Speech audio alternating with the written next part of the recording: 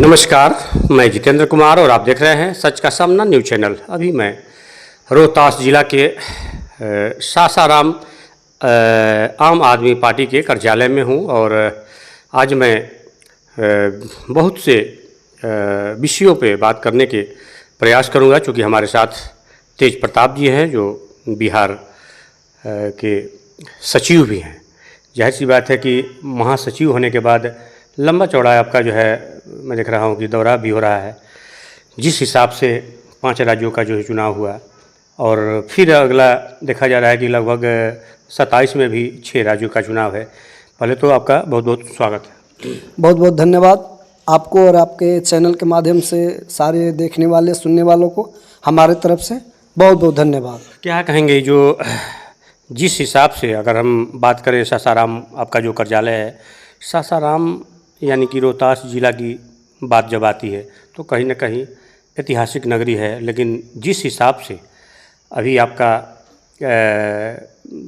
Police प्रशासन जितना active दिखाई दे रही है, खास करके अगर एसपी रोशन कुमार का बात किया जाए तो तत्काल कार्रवाई करने में इनका कोई सानी नहीं है, लेकिन उसके बावजूद भी अपराध जो है ऐसा लग रहा है कि पता नहीं एकाएक जो है बढ़ता जा रहा है। इसलिए देखिए, सासाराम की बात रही तो सासाराम ऐतिहासिक शहर है हमारा, स्थानीय शहर है और ये सासाराम को पूरी देश नहीं पूरी दुनिया जानती है। विश्व के 7वां धरोहर शेरशाह की मकबरा भी है और ये सहस्त्र बाहों की नगरी है और इस नगरी में घटनाएं हो रही है तो कहीं ना कहीं ये मतलब कि बहुत गलत बात है और इसको रोकने के जिस हिसाब से ऐसा उम्मीद किया जा रहा था कि नीतीश सरकार का जो जलवा है या विकास पुरुष का जो तगमा है, ये कहीं ना कहीं मतलब असमंजस की स्थिति था कि शायद सम्राट चौधरी विफल होंगे। शायद कहीं ना कहीं ऐसा लग रहा है कि कहीं गलत निर्णय हुआ सरकार का।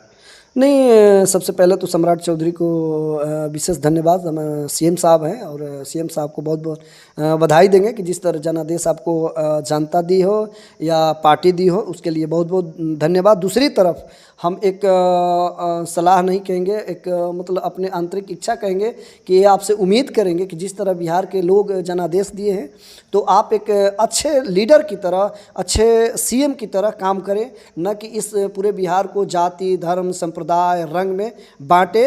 बस आपका काम है कि जिस तरह नीतीश बाबू सुशासन की सरकार कहते आ रहे हैं उस पर डंडी पर आप चलें। जिस तरह सुधार हुआ बिजली पानी शिक्षा स्वास्थ्य में सुधार के नाम दिया जा रहा था, कहीं ना कहीं उससे बेहतर कार्य करेंगे तब आपको एक बेहतर सीएम के तौर पे हम लोग देखेंगे।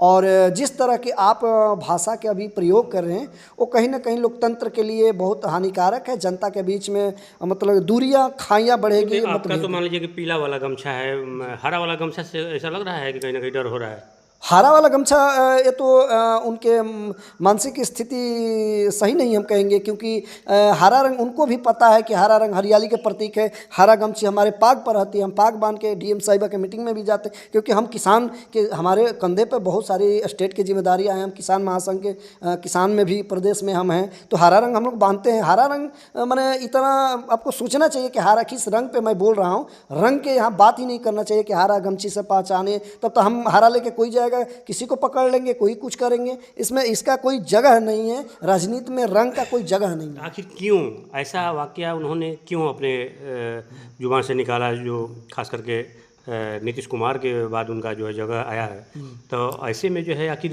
माने क्या मनसा होगा, क्यों उन्होंने जो है हरा गमछा का उपयोग? हमें तो लग रहा है कि वो बोल नहीं रहे, उनसे कोई बैकडोर से बुलवा रहा है और उम्मीद है कि 5-6 महीना के लिए दुल्हा बने हुए हैं, चुनावी दुल्हा हैं।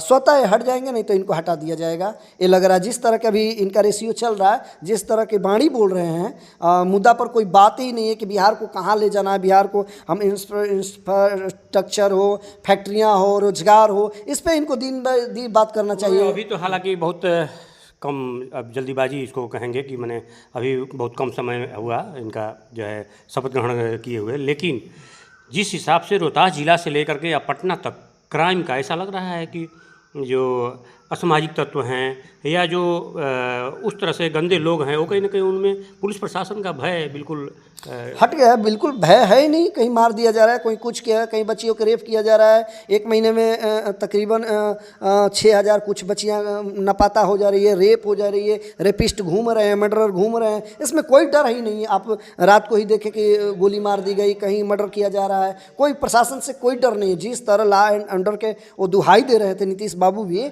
हम कह रहे हैं कि जिस तरह 8 साल की बच्ची के 3 साल के बच्ची के साथ दरिंदा रेप करता है, उसको बिल्कुल त्वरित कार्रवाई करते हुए 1 महीना के अंदर उसको फांसी पर झुला देना चाहिए। हमारी बच्ची स्नेहा कुशवाहा बनारस में रेप हुआ, हमारे माननीय मुख्यमंत्री उत्तर प्रदेश योगी जी आके बोले भी कि रेपिस्ट को बहुत जल्द न्याय मिलेगा, रेपिस्ट को फांसी मिलेगी, बच्ची को न्याय मिलेगा। लेकिन कहीं कुछ नहीं, केवल ढिढोरा पीटने के अलावा बीजेपी के पास कुछ नहीं, मौजूदा सरकार के पाछ कुछ नहीं। चलिए, अब जब योगी जी की बात आपने किया तो 27 में चुनाव है और यूपी ही नहीं बल्कि 5-6 स्टेटों में है। गुजरात है, पंजाब है। तो हमें लगता है कि 2027 में पंजाब, गुजरात, उत्तर प्रदेश से इनकी सत्ता जा रही है। जनता वहाँ बेहाल है। अभी देख रहे हैं कि गुजरात में क्या स्थितियाँ हैं। गुजरात में, पंजाब में तो आम आदमी पार्टी की सरकार है और अभी 2-3 दिन के अभी न्यूज़ देखे कि पूरे भारत में नंबर 1 की शिक्षा पर हमारे पंजाब आ गया है। तो इसलिए कहीं ना कहीं आम आदमी पार्टी से हम हैं और आम आदमी पार्टी एक से जो है पंजाब का या यूपी का या मैंने बहुत से गुजरात वगैरह सभी का जो है चुनाव है। लेकिन जिस हिसाब से आपने कोलकाता में देखा, एकदम बिल्कुल कहीं कोई लड़ाई नहीं। बंगाल में चुनाव भी हुआ, हमें तो नहीं लगता है कि बंगाल में चुनाव भी हुआ, पश्चिम बंगाल में चुनाव हुआ। उसको चुनाव हम नहीं कहेंगे, उसको तो कहेंगे एक पक्षीय, किसी के पक्ष में सरकार को मत दे देना। और जो भी ECI इलेक्शन कमीशन है, वो इलेक्शन कमीशन जो है बीजेपी के लिए काम कर रही है, वहाँ चुनाव उसको हम नहीं कहेंगे। क्योंकि चुनाव वो कहेंगे कि निष्पक्ष चुनाव हो, जिसमें 500 अधिकारी एक स्टेट में, जिस स्टेट में चुनाव हो, SIR अब उत्तर प्रदेश में है, पंजाब में है, गुजरात में SIR उत्तर प्रदेश में। इसका मतलब ही क्या बनता है कि जिस स्टेट में चुनाव हो और उसी स्टेट में SIR हो, इसका मतलब कोई नहीं बनता है। क्योंकि एक विधानसभा से 30,000 40,000 वोट काट देना, नए वोट को शिफ्ट कर देना, ये कहीं ना कहीं चुनाव की तरफ नहीं जाती है, ये बिल्कुल चोरी है। चलिए, नए वोट हो या पुराने वोट हो, जाहिर सी बात है कि वो तो आप ही के वोटर हैं, कोई ऐसा तो है नहीं कि कोई बाहर से आए हैं। तो जाहिर सी बात है कि आपके चाहने वालों की कमी है। नहीं, अभी देखिए, अभी लोकल बॉडी का चुनाव पंजाब में हुआ, बैलेट पेपर से दूध के दूध पानी के पानी हो गया। 1100-1200 कुछ प्रत्याशियों का बीजेपी के एकदम जमानत जब्त हो गया। तो बैलेट पेपर से चुनाव बीजेपी जिस दिन करा देगी, उस दिन खाता नहीं खुलेगी, वार्ड के चुनाव नहीं जीतेगी। बाकी विधायक के और सांसद के तो बात ही छोड़िए। और इनकी औकात नहीं है कि बीजेपी बैलेट पेपर से चुनाव करा दे। अगर मैं लिख के देता हूं कि बैलेट पेपर से चुनाव जिस स्टेट में करा देगी और उस स्टेट में सरकार बन जाएगी बीजेपी के, राजनीति करना हम लोग छोड़ देंगे। बहुत से स्टेटों में जो है मैंने देखा होगा आपने, निगम वाला चुनाव में कांग्रेस का भी बढ़त मिला है, वहाँ बिल्कुल बीजेपी का। कह ही रहे कि बीजेपी के खाता तक नहीं खुलेगी और ढिढोरा पीटते हैं कि EVM से है, तो EVM हमारे लिए सब कुछ गड़बड़ है और उसके लिए सही। तो हम कह रहे हैं कि जो दलाल होता है ना, जो चोरी कराता है बच्चे के, वो 100 में 100 क्वेश्चन मार के दे देगा तो खुद डायरेक्ट पकड़े जाएगा। उसमें 5-6 क्वेश्चन जो है गलत कर देता है। इसलिए छोटे छोटे स्टेटों को ये छोड़ देते हैं। अब बाकी EVM से बड़े स्टेटों का है, उसमें EVM हैक हो, प्रलोभन हो। अब ये देखिए, ECI का रूल है कि जब आचार संहिता लग जाता है तो आप एक टॉफी का लालच नहीं दे सकते हैं। और वो ऐन चुनाव में बिहार में 10-10 हज़ार महिलाओं के खाता में आया। बंगाल में आपने देखा कि सरकार के भेजे हुए सरकारी लोग जाके EVM मशीन को शिफ्ट करना, इलेक्शन बूथ पर जाके सरकार के पक्ष में वोट डलवाना, ये कहीं ना कहीं लोकतंत्र के लिए खतरा है।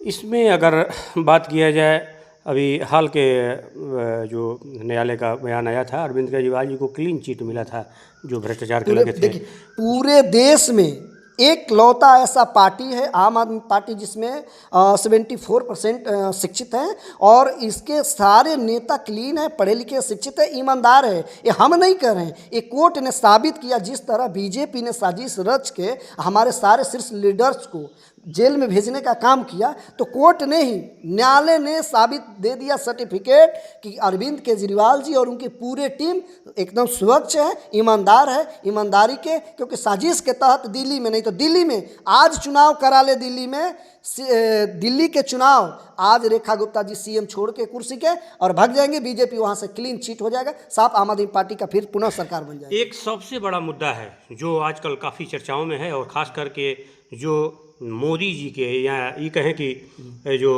भाजपा का कोर वोटर थे, वो कहीं ना कहीं दरकता हुआ दिखाई दे रहा है, यूजीसी।